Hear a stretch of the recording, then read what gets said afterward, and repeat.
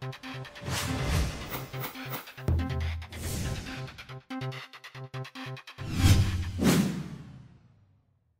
up YouTube, you're watching GGTV again for episode 5 of Let's Play Champions Online. So I've been thinking that recently from my previous videos I haven't really spoke much about the good and bad points of this game. I felt in my last video that I wasn't really speaking as much as I could have done, so my commentaries weren't really that good. So for this episode we're just gonna play through while I talk to you about the good and bad points that I feel are relevant to this game. So as you can see, we're gonna head to the warehouse to complete the mission Talos Takedown. So while we're head over there, I'm just gonna speak about the good and bad points of this game. So overall, I feel like the graphics are excellent. They're impressive. The game looks like a comic book style game, which sort of makes the game very unique compared to other MMO superhero games. It sort of makes you feel like you're in your own sort of comic book. You're living through the world as your own superhero, how you see fit.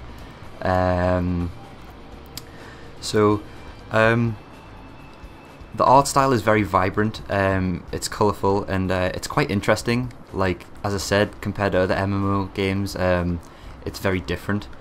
You have the option to switch between like this sort of modern looking game to a cel shaded comic book style game, which again just makes the game a lot more unique to other MMOs. I'm going the wrong way here. I'm completely lost. There we are there. So we're going to enter the warehouse here. So there's a feature in this game where, oh wait, no. So for this mission we've got to disguise ourselves as part of the Purple Hand Gang. As you can see, I've changed my character there just for the means of this mission. So there's another feature in the game where it includes speech bubble dialogue. So if you don't know what I mean by that, it's sort of like if I say something here like hello,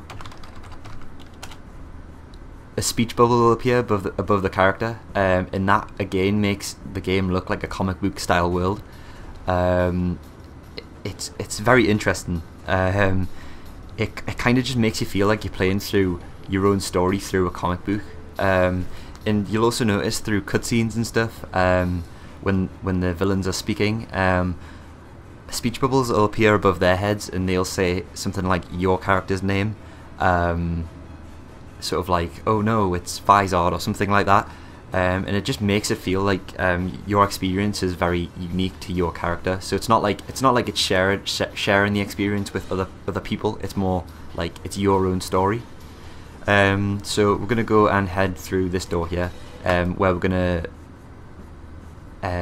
go against our very first master villain. So we're gonna go ahead and attack him. So these master villains are a lot stronger. As you can see, my health's going down really quickly.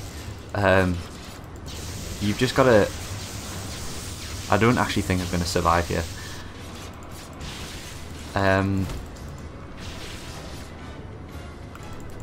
Oh, there we go. So we've defeated him there. So we didn't actually have to take down all of his health. When usually throughout the game you will have to take down the full all the villain's health, but for this one it looks like we've just scared him here, and he's crying like a little baby. So we just got to speak to him. So this guy isn't the leader of this gang. He's more like just sort of he's his rank, he's a bit below the leader, but obviously he's like some sort of manager.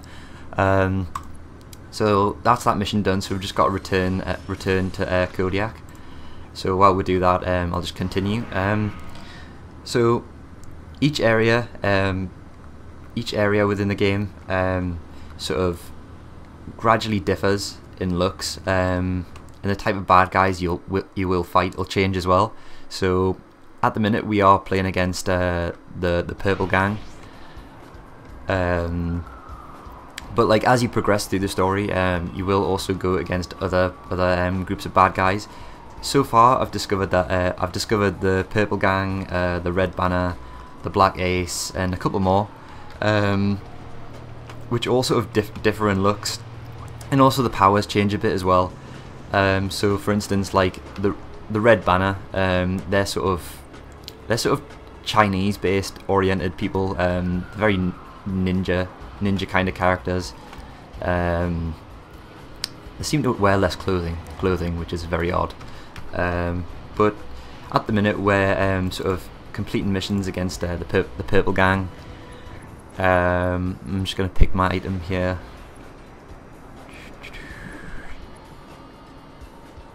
We will pick. We're going to pick them ones, and we'll accept this mission. So yeah, the Purple Gang are like a group of thugs operating strictly within Millennium City, who are led by a leader called Kevin Poe, who is one of the main supervillains you will face.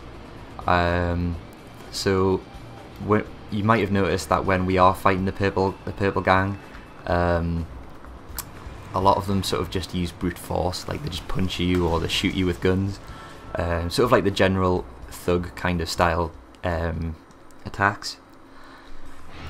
So for this mission we've got to rescue scientists. You will get a lot of missions like these where you've got to sort of run through sort of sewers and stuff and rescue people. These missions can get quite annoying, because there's been many times where I've played through these sort of things, and I've missed a scientist or something, and then you've got to exit, and then you've got to start all over again, and it just gets quite annoying. So we're gonna have to make sure that we get all the scientists. So if you bother reading through the story when you get a mission, so when you accept a mission, a dialogue box will appear up here. So when you do get a mission, or if you do discover some lore items, you'll find that they pay homage to pre-made heroes, stories, and like even movies. Like on my level 15 Hulk character, I entered a news station. And I don't know if anybody has ever seen the film Anchorman, with the news reporter Ron Burgundy. Well, this game uses a news station, and the news reporter is called Rob Mahogany.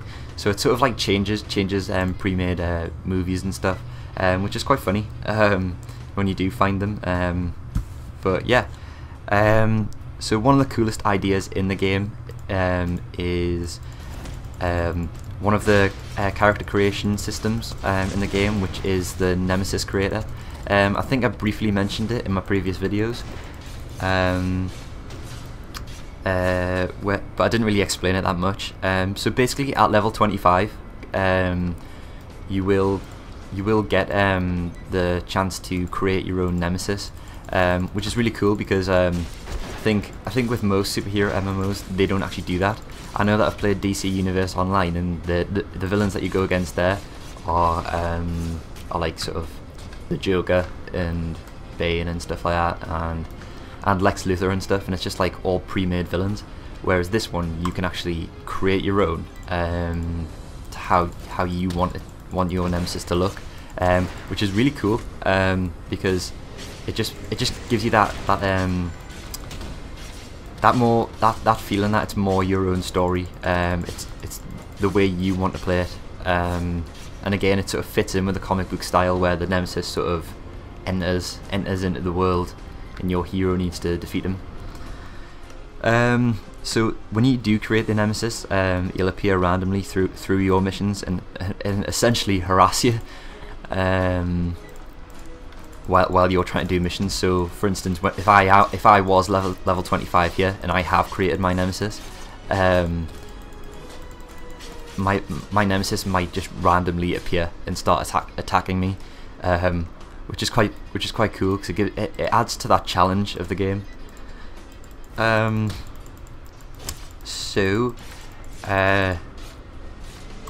you will go against the villain quite a lot until eventually you put him away in jail.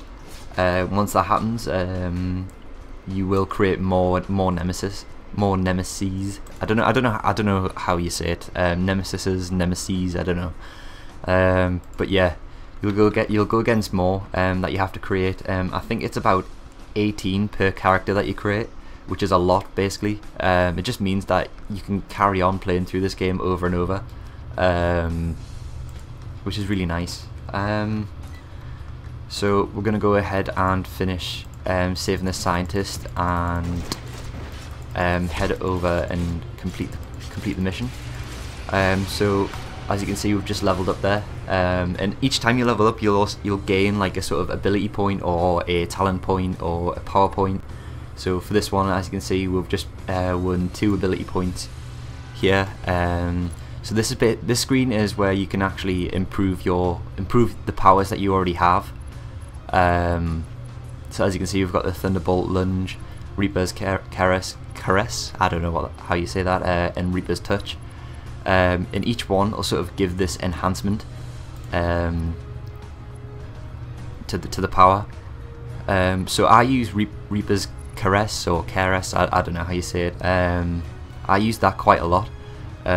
So I would usually get accelerated metabolism because it just means that I can sort of actually I don't know which one to get.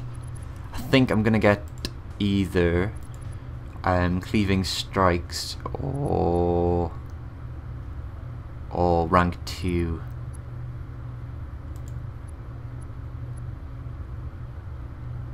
I'm going to get this one because it makes my power like a cone power, so everything in front of us will take the damage instead of just one enemy. So we'll go ahead and select that, and because we've rescued all the scientists, we're going to go and head over and finish this mission. So I'm gonna end the video once we get a Kodiak. Yeah, so we're just gonna head over there now. He's not that far away. So yeah, I'm gonna finish the video here, guys. Please, if you like my videos, just take the time and hit like, and comment if you have any questions or if you have any constructive criticism, really, on how I can improve my games. That would be nice. Yeah, and also if you want to see future videos, just hit subscribe. Doesn't take that long, but if you don't want to, that's fair enough. So yeah, until next time, guys.